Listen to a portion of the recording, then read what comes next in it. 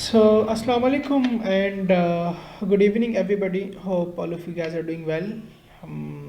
आज का जो हमारा सेशन है that's all about the DEED, defense in depth. It's actually a defensive approach towards cyber security. So, I'm Zubair Ansari. I'm the founder of Architect Solution, a cyber security firm. So let's come to the point. आज जो topic हम discuss करने जा रहे हैं जो हम देखेंगे that's about the defence in depth कि एक ऑर्गेनाइजेशन जो है किस तरह के प्रोटोकॉल्स को फॉलो करे तो वो अपने इन्वायरमेंट को सिक्योर कर सकते हैं। Let's read a formal definition first. Defence in depth is a practical strategy for achieving information assurance in today's highly network environment. देखिए कोई भी कंपनी कोई भी ऑर्गेनाइजेशन जो होती है वो अपने ऑर्गेनाइजेशन को सिक्योर करने के लिए डिफेंस करने के लिए बहुत सारी प्रोटोकॉल्स को बहुत सारे लेयर्स को फॉलो करती है, बहुत सारी स्ट्रैटेजीज बनाती है। So defence in depth in वही प्रोटोकॉल्स की एक कलेक्शन है जिससे वो अपने नेटवर्क को या अपनी ऑर्गेनाइजेशन को सिक्योर कर रहे होते हैं। अच्छा, यहाँ पर एक बात है कि ये जो डिफेंस इन डेप्थ है इसमें जो स्ट्रैटेजीज अप्लाई किए जाते हैं या जो प्रोटोकॉल्स फॉलो किए जाते हैं ये कोई स्टैंडर्ड नहीं है इसका, ठीक है, लेकिन कुछ ऐसे कॉमन लेयर्स हैं जो कि हर कोई इसको फॉलो कर रहा होता है। लेट्स सपोज अगर मैं बात करूँ, अगर मैं कंपैरिजन करूँ एक दो ऑर्गेनाइजेशंस का, अगर मैं बात करता हूँ कि एक यूनिवर्सिटी है और एक फाइनेंशियल ऑर्गेनाइजेशन है, उन दोनों की जो स्ट्रैटेजीज होंगी अपने नेटवर्क को सिक्योर करने के लिए, अपने ऑर्गेनाइजेशन को सिक्योर करने के लिए, तो उनकी स्ट्रैटेजीज डिफरेंट होंगी, ठीक है। एग्जैक्टली ऐसा कोई पैटर्न नहीं है कि वो दोनों सेम को ही फॉलो करे, ठीक है।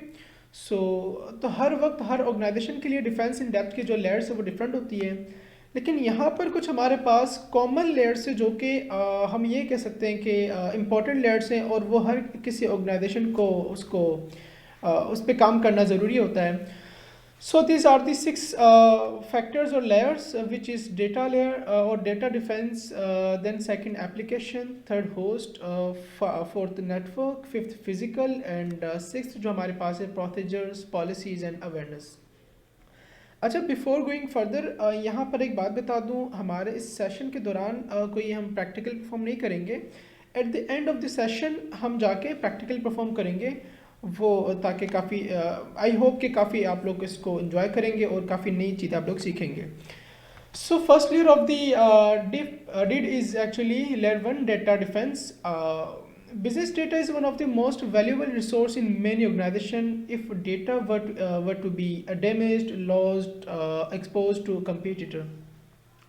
लेकिन डेटा जो है ना, जिस तरह के आप सारे आई थिंक कंप्यूटर साइंस के स्टूडेंट्स होंगे, तो डेटा एक काफ़ी इंपॉर्टेंट चीज़ होती है जिसको एक मैलिशियस अटैकर या मैलिशियस ऑर्गेनाइजेशन आके उसको डैमेज कर सकती है, लॉस कर सकते हैं आपके डेटा का।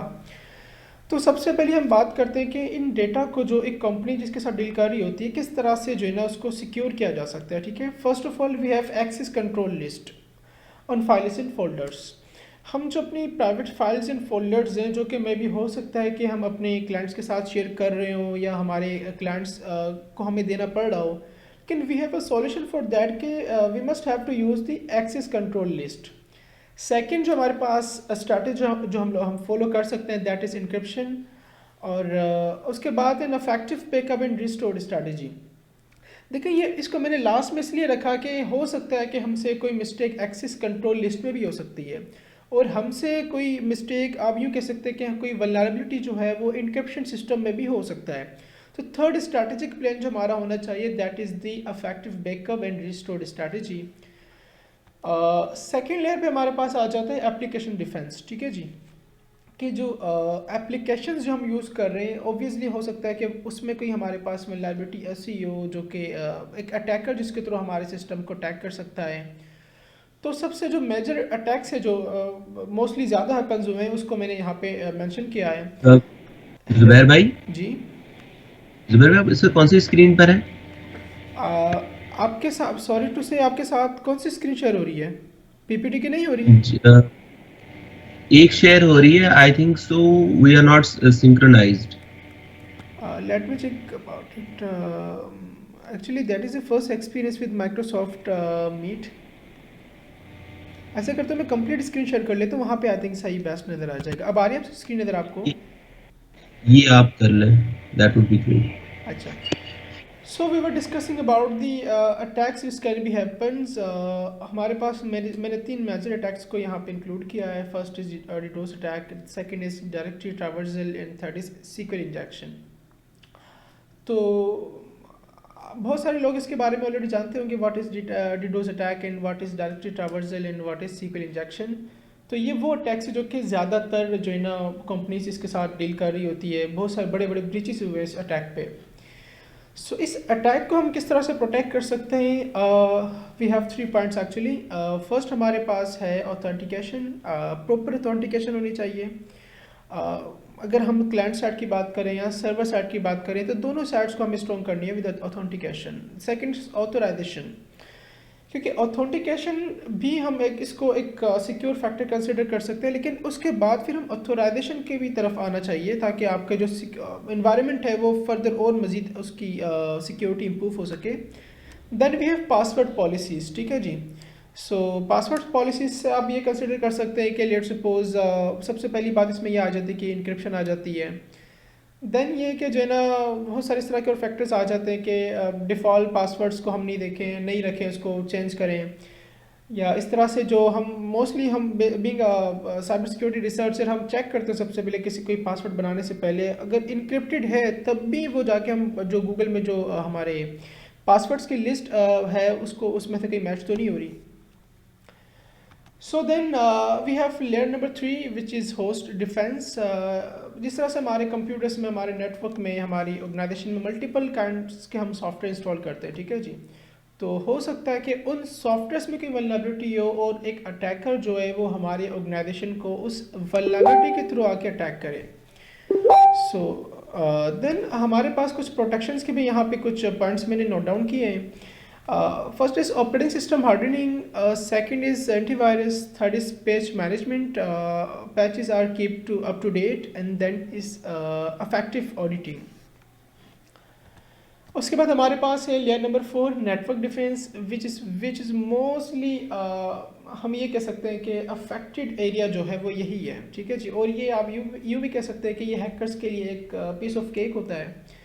और क्योंकि सबसे पहले अगर एक अटैकर जाके अगर उस नेटवर्क को टेक ओवर करता है तो इट्स मीन कि उस हैकर ने सिर्फ नेटवर्क को टेक ओवर नहीं किया बल्कि उस पूरे ऑर्गेनाइजेशन को टेक ओवर किया है, क्योंकि उसकी सारी कम्युनिकेशन, उनके सारी डेटा ट्रांसमिशन वो एक अटैकर के कंट्रोल में होता है। सो यहाँ पर मैंने कुछ पॉइंट्स नोट किए हैं जो कि मोस्टली सिक्योर करने के लिए हम यूज़ कर सकते हैं। सबसे फर्स्ट है स्ट्रॉन्ग ऑथेंटिकेशन मेथड्स। सबसे हर सिस्टम में, even if we are talking about client side, तो हमें ये चीज़ देखनी है कि ऑथेंटिकेशन जो है प्रॉपर होनी चाहिए। Upgrade your software with latest security patch. ठीक है जी। Number 3 is physically secure equipment in ports. अच्छा, ये एक बड़ी पॉइंट है फिजिकली जो मैं बात कर रहा हूँ आपको, कि ये जो मोस्टली हमने बहुत सारे इस तरह की न्यूज़ देखे हैं कि कंपनी के जो एम्प्लॉयर्स होते हैं वो किसी हैकिंग एक्टिविटी में इन्वॉल्व होते हैं। तो फिजिकली जो है ना एक हैकर अगर बड़े पैमाने पे कोई अटैकिंग, जो हम यूँ कह सकते हैं कि गैंग है, वो अटैक करना चाहता है, तो सबसे पहले वो चाहते हैं कि वो फिजिकली सिस्टम को ले। ठीक है जी। तो उसके लिए वो एम्प्लॉय से कॉन्टेक्ट करते हैं या बहुत सारे एम्प्लॉयज़ को ऑफर्स करते हैं, फिर वो एम्प्लॉयज़ उस गलत एक एक्शन की तरफ बढ़ जाते हैं। ठीक है। तो that is all about the physical security. और उसके बाद फिजिकल सिक्योरिटी में जो पोर्ट्स हैं, हमारी जो राउटिंग की सिक्योरिटीज़ हैं, स्विचेस की सिक्योरिटी है, उसको भी हम फोकस दे सकते हैं in order to secure our network और organization. Fourth is establish cyber security rules for your employees and make them aware of the important role they play in security. ये भी काफ़ी अच्छा पॉइंट है कि हमारे बाज़ औक़ात ऐसा भी होता है कि अचानक से कोई इंसिडेंट हो जाता है हमारे लेट सपोज ऑर्गेनाइजेशन में, तो बेसिक अवेयरनेस हमारे एम्प्लॉयज़ को होनी चाहिए कि अचानक से अगर कोई अटैक होता है तो हमें किस तरह के स्टेप्स फॉलो करने चाहिए, क्योंकि एट दैट टाइम हो सकता है कि उनके पास सिक्योरिटी रिसर्चर अवेलेबल नहीं हो। तो बेसिक जो अवेयरनेस होनी चाहिए वो हमें अपने एम्प्लॉय को देनी चाहिए। Then we have encrypt our data and requires users to enable BIOS passwords. And then last, perform regular internal security audits and plans for improvement. ये जो मेरे पास 8 पॉइंट्स हैं, मैंने वो पॉइंट्स कलेक्ट किए जो कि मोस्टली यूज़ किए जाते हैं या मोस्टली सिक्योरिटी के लिए काफ़ी अच्छे पॉइंट्स हैं, लेकिन इस पे टोटली डिपेंडेंट नहीं रह सकते। There are lots of things more. ठीक है जी। So then we have physical defence. जिस तरह से अभी मैंने बात की कि फ़िज़िकली जो है ना सिक्योर होना काफ़ी इंपॉर्टेंट होता है, कि हमारा जो ऑर्गेनाइजेशन हमारी जो है, हमारे जो सर्वर्स रूम है, इस तरह से हमारे जो सिस्टम्स हैं, उसको भी सिक्योर फिज़िकली सिक्योर करना भी काफ़ी इंपॉर्टेंट फैक्टर होता है। यहाँ पर मैंने कुछ बिल्कुल यूनिक चीज़ें मैंने ऐड की हैं। इज़ द अलार्म सिस्टम, उसके बाद is there enough control over the comes और गोज़ फ्रॉम द बिल्डिंग, कि कौन बिल्डिंग में आ रहा है, कौन बिल्डिंग से जा रहा है। क्योंकि अभी मैंने प्रीवियस स्लाइड में बात की थी कि फिज़िकली जो है ना अभी हैकर्स जो अटैकर्स होते हैं वो हमारे सिस्टम में आके इन्वॉल्व हो सकते हैं, ठीक है। तो ये सेकंड पॉइंट इसके लिए काफ़ी इंपॉर्टेंट हो सकता है। उसके बाद is the server room secure. Obviously server room की सिक्योरिटी हमें देखनी है। Physical access to the computer will give a data thief to the opportunity to disable passwords. इसी तरह से हमारे पास solid big room with a strong room type door is recommended. और प्रॉपरली हम देख रहे होते हैं इस लेयर में कि गेट्स हमारे सिक्योर है, गार्ड्स हमारे पास अवेलेबल हैं, वीडियोस जिसको हम सीसीटीवी कैमरास के थ्रू रिकॉर्ड कर रहे होते हैं। देन वी हैव गन्स के, इसके थ्रू भी हम अपनी सिक्योरिटी को कंट्रोल कर सकते हैं। That's all about the physical defence, ठीक है जी। लास्ट हमारे पास जो है that is policy procedure and awareness के एक कंपनी। अच्छा, ये जो लेयर है ना टोटली नॉन टेक्निकल है, ठीक है जी। इसको लेकिन काफ़ी इंपॉर्टेंट नहीं है, हमारे पास एक लेयर है, इसको होना फर्स्ट में चाहिए था, लेकिन इसको हमने इसलिए लास्ट में रखा ताकि ये, क्योंकि एक नॉन टेक्निकल चीज़ है। Policies, procedures, and awareness, the overall governing principles of the security strategy of an organization. Without this layer, the entire strategy fails, ठीक है जी।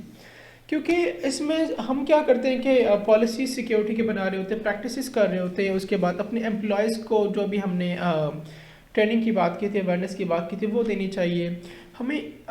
जो रिस्क जो लेट्स सपोज हमें फ्यूचर की प्लानिंग्स करके रखनी चाहिए कि अगर हमारे पास कोई अटैक होता है तो किस किस तरह की स्ट्रेटजीज़ को हमने फॉलो करना है, किस तरह से इन प्रॉब्लम्स को सॉल्व करना है। तो प्रॉपरली उसमें हम लीगल सारे हम यूँ कह सकते हैं कि कवानीन को भी मद्देनज़र रख रहे होते हैं और बहुत सारी चीज़ और भी देख रहे होते हैं। So that's about the policy procedure and awareness. काफ़ी इंपॉर्टेंट पॉइंट इसको मैं कह सकता हूँ। सो यस, सो अल्लाह हाफिज़।